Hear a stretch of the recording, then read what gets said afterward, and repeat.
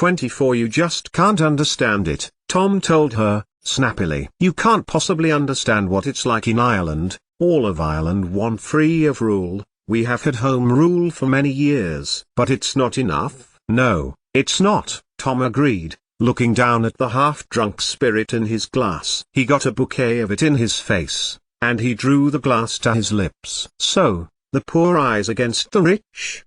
She asked, with deliberate provocation. Servants, tradesmen, against the aristocracy, burning their homes. How did she know that? Tom Branson leaned away from Edna Braithwaite, thrusting the unasked-for whiskey towards her, and got to his feet. That didn't matter as much as the fact that she did. Get out, he demanded, pushing her away as she stepped towards him. Just go away. Go. Tom Branson managed to push her towards the door. Once she was on the other side of it, he locked and bolted the door. Some days it was easy to get over, some days not so. And on the whole, his days that were easier were becoming more numerous. But it had all flared up in his mind that morning, when he had received a letter, sent on from his brother Kieran's with one of his own, telling him, imploring him to listen, that an agent for the justices wanted to speak to him, not for arson and criminal damage but for an issue over an inheritance. So you know,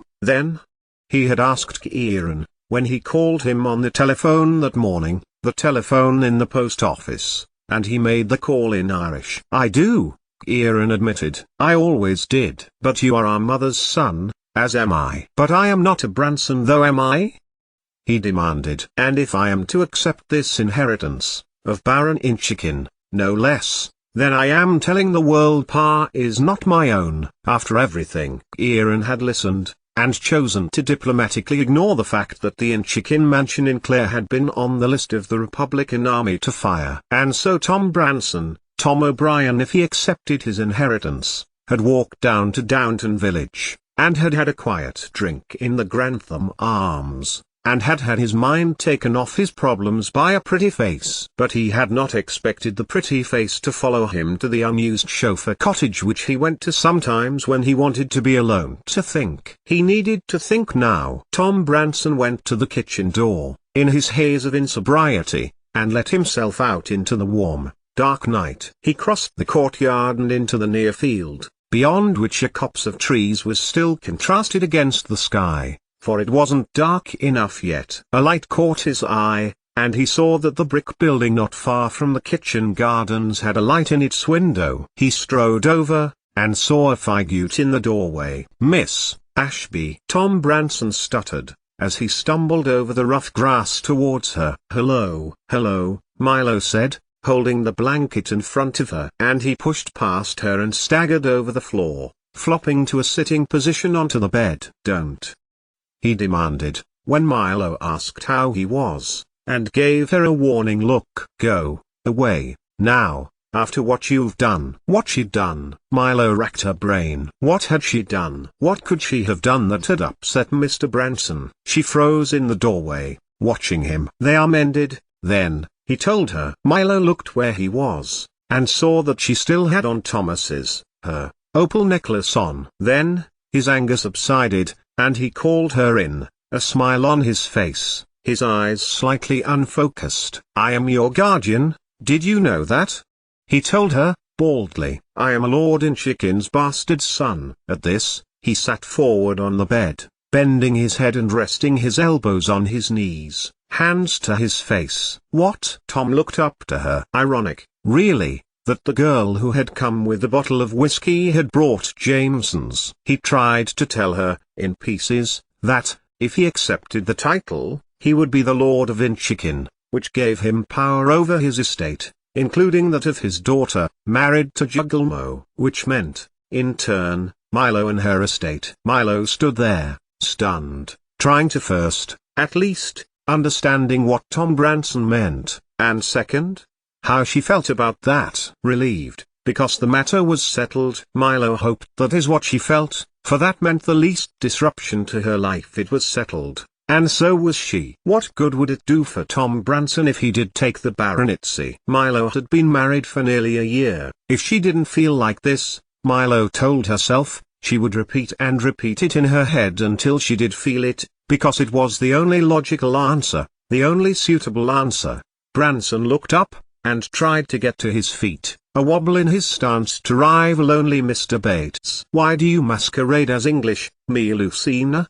he asked Milo, as if her place of birth, and her place of upbringing had been at all in her own power. "I don't understand your question," Milo asked carefully, panic starting to rise in her chest. Her bed was not available in the house until tomorrow, and a drunk Tom Branson as sitting on her only other option. "Why pretend to be English when your family is Irish?" "But I am English," she replied. Why was he being like that? "Ah, no, you see," Tom Branson told her, moving towards her as if about to tell her off for her mistake, swaying from foot to foot. "You were born in Wicklow into the Jameson family. Your mother died bearing you, with your grandmother at her side." "How do you know this?" Milo gasped. She was afraid, really afraid, as Tom raised a finger in admonishment.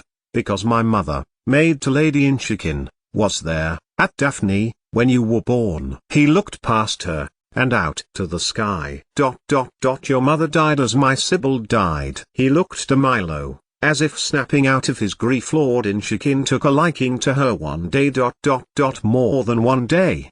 He glowered at Milo, as if that was also her fault. "I should have been your guardian." He held a letter in his hand now, a letter written in the Irish language. As he moved his hand, Milo saw that it had his brother's name at the bottom. "Two fathers," Milo murmured. But Tom Branson was not backing away. "The man married to my mother was the only father I needed," Tom growled at her, angrily. "He was hanged in 16. Milo's heart lurched. That really was terrible. "Oh, I am sorry," Milo told him. "Executed," he reiterated, "after the Easter Rising," he told her. "Then my mother told Kieran the truth. I wouldn't hear it. I wouldn't listen.